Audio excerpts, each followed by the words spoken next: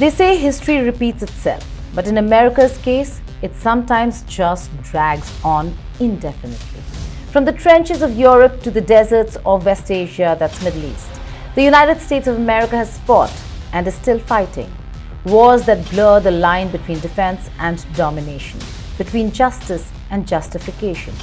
More than a century after World War I, US military remains deployed in over 80 countries, engaged in conflicts that rarely end and often never truly begin. So why does the world's most powerful democracy seem trapped in a cycle of endless wars?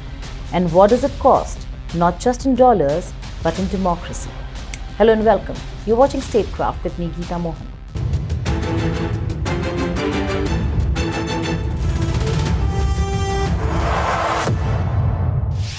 The story of America's forever wars begins not in Iraq or Afghanistan, but in 1917 when the US entered World War I under the banner of making the world safe for democracy. But the century that followed would see that promise tested again and again.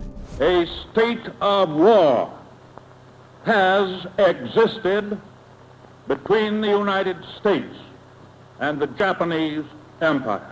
On my orders, the United States military has begun strikes against al-Qaeda terrorist training camps and military installations of the Taliban regime in Afghanistan.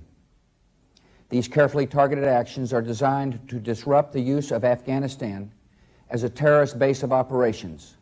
Last night, on my orders, America's armed forces began strikes against ISIL targets in Syria. Today, the American people give thanks for the extraordinary service of our men and women. Our objective was the destruction of Iran's nuclear enrichment capacity and a stop to the nuclear threat posed by the world's #1 state sponsor of terror. Tonight, I can report to the world that the strikes were a spectacular military success. Iran's key nuclear enrichment facilities have been completely and totally obliterated. From Korea to Vietnam, from Somalia to Syria, from Panama to Pakistan, the United States of America has used military force in over 100 foreign interventions since 1945. Some lasted days, others decades. And many, like in Iraq and Afghanistan, became so-called forever wars. Open-ended military operations with no clear victory, no exit plan, and no public accountability. Let's trace the arc of these wars. In World War I and World War II, the US fought clear enemies in defined battles. These wars had formal declarations, treaties, victories. They ended, but the Cold War introduced something new. Wars without borders, wars fought in shadows, wars by proxy. The Korean War never ended. It paused with an armistice in 1953. US troops are still stationed along the DMZ, that's 70 years later. Then came Vietnam. Nearly 60,000 American soldiers dead. Over 2 million Vietnamese lives lost. A war fought in the name of containment. It ended not with a parade, but a helicopter lifting off a rooftop in Saigon. That was supposed to be a lesson, but the lesson wasn't learned. Instead, the Cold War ended and the interventions intensified. In 1989, the US invaded Panama. In 1991, it launched Operation Desert Storm in Iraq. In 1993, American forces were dropped into Somalia. 1999, they bombed Yugoslavia. 2001, Afghanistan. 2003, Iraq again. Each time, the justification was different. Remove a dictator, defend democracy, fight terrorism, protect human rights, uphold international law. But the results were eerily similar. Destabilized regions, extended occupations, and a steady stream of US casualties, often accompanied by a flood of civilian deaths. I think it has already altered the ethical terrain for America, allies, and rest of the world. The greatest example that we can see is there in Ukraine and also in Gaza, what is happening around. Lots and lots of people are getting killed on daily basis, especially when the visuals come of young children getting killed at the aid distribution point. That's really Uh, I mean, that's really very sad and moving. Uh, so nobody's talking about the ethics part in that part of the world because Israel is a very major ally of United States. So ethics have already gone for a toss, such as the thing that we see in Ukraine from both the sides, from the Russian side as well as from the Ukrainian side. So ethics are definitely not prevailing, and this degeneration was started by the Americans themselves while they were operating in Afghanistan. There have been number of instances wherein they have uh, drone struck the civilian population. There has been a huge collateral damage in Afghanistan and also in the tribal belts of Pakistan. And it was from here that the ethics part started eroding, and now we have come to a stage and in a state wherein narratives are being built, narratives are being set, and they are guiding the wars. And these narratives also happen to, submerge the ethics. People do not raise any ethical questions because the narrative is such, which is overwhelming. By the 2010s, a new term had entered the global lexicon: forever wars. And they weren't slowing down. Afghanistan became America's longest war. 20 years, 2,400 American lives lost, and over 170,000 Afghans killed. The US invaded to destroy Al Qaeda, but after Osama bin Laden was killed in 2011, the war continued for another decade. In Iraq, more than 4,500 US troops died, and up to 500,000 Iraqis, according to some estimates. The 2003 invasion, launched under the claim of finding weapons of mass destruction, found none. Instead, it created a power vacuum that gave birth to ISIS. In Syria, US forces have been present since 2015, fighting ISIS, countering Iran, and managing Turkish tensions, with no official declaration of war and little public debate. In Yemen, the US has supported a Saudi-led coalition in a brutal civil war, supplying arms and intelligence even as the humanitarian crisis deepens. The pattern is clear. These wars don't end. They morph, they migrate, and the rationale shifts with them. So why can't America stop fighting? The answer, say critics, lies in a combination of policy, politics, and profit. Since 2001, US presidents have relied on a law called the Authorization for Use of Military Force, or AUMF, to launch operations without going through Congress. That AUMF, passed just days after 9/11, has been used to justify strikes not just in Afghanistan or Iraq, but in 19 countries, including Libya, Syria, Somalia, Yemen, Niger, and the Philippines. There is no expiration date, no geographic limit, no sunset clause. In effect, it has become a blank check, signed by Congress, cashed by presidents, and funded by taxpayers. And those funds are staggering. Since 2001, the US has spent over $8 trillion on the war on terror. The United States is the world's sole superpower.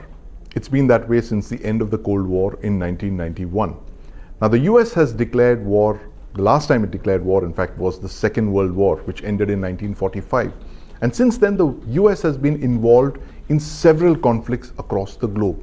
Some would say more than 100 wars have been fought by the United States, interventions, civil wars, all of those, since 1945. The US hasn't declared war, though, but that's a technicality. The United States is the most powerful country in the world today. There's no doubt about that. It spends close to $1 trillion in acquiring defense equipment every year. That's more than the rest of the world put together. That's how much the US spends on defense. Now, after the Cold War, post-1991, the US came up with a strategy to be able to fight two global wars simultaneously.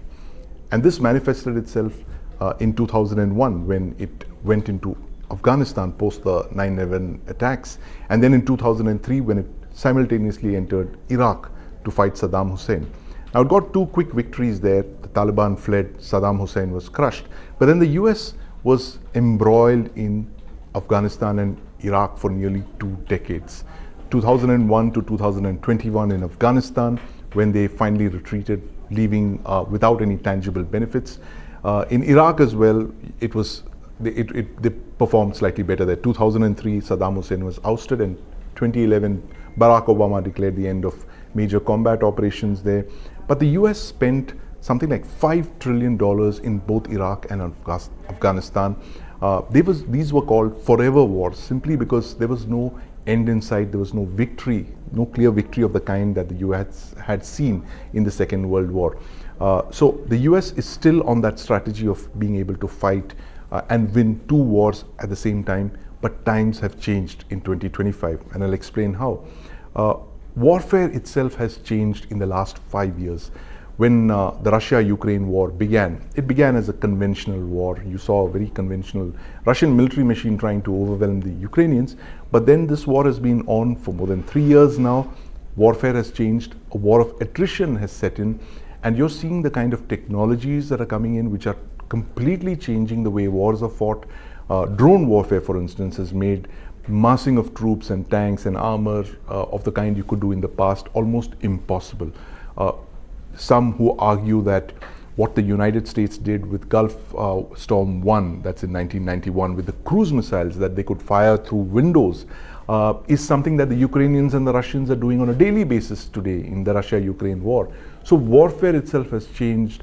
Low-cost warfare is the order of the day with drones, FPV drones, wire-guided drones, and what have you.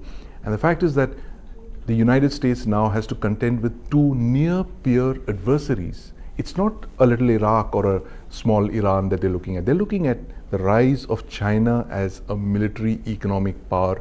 China today is a power that the Soviet Union could never be. The Soviet Union was a military power. It was never an economic power. China today is both an economic power and it's a military power. And then you have the Russian Federation, which is seen as inimical to the United States and NATO. In fact, Russia believes it's fighting a proxy war in Ukraine, with NATO supporting Ukraine, pumping in arms, ammunition, technologies to fight the Russian Federation. So the United States is today looking at 2 near-peer adversaries like Russia, China, and there are 2 other countries, 2 smaller countries, which are part of this alliance, if you could say, a loose alliance of Iran, Russia, China, and North Korea.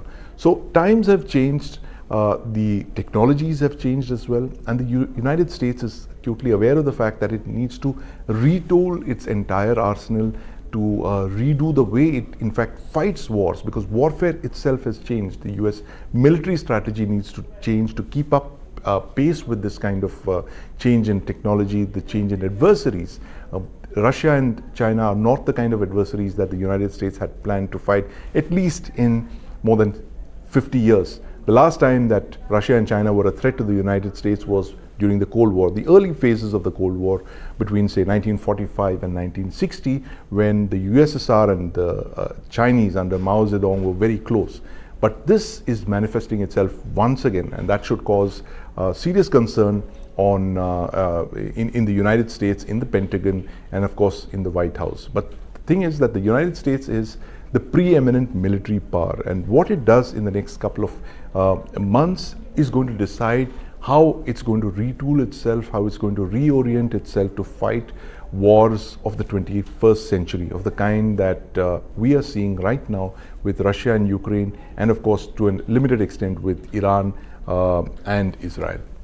That includes $2.3 trillion in Afghanistan, $1.9 trillion in Iraq and Syria, and billions more across Africa and West Asia. But the real cost is not just financial, it's human. According to the Costs of War project at Brown University, over 929,000 people have died in US post 9/11 wars. More than 38 million people have been displaced. And the war-related environmental damage is only beginning to be understood. These are not abstract numbers. Their lives disrupted, destroyed, disappeared. And then there's the domestic cost. America's forever wars have reshaped the relationship between citizen and state. War, once a national emergency, has become background noise, something that happens over there. There's no draft, no war tax, no shared sacrifice. Instead, a small volunteer military fights endless wars while the public scrolls past the headlines. Meanwhile, defense spending continues to soar. The 2024 Pentagon budget, over $860 billion, more than the next 10 countries combined. And much of that money flows to private contractors: Lockheed Martin, Raytheon, Boeing. The so-called military-industrial complex that President Eisenhower warned of in 1961 is not just real, it's thriving.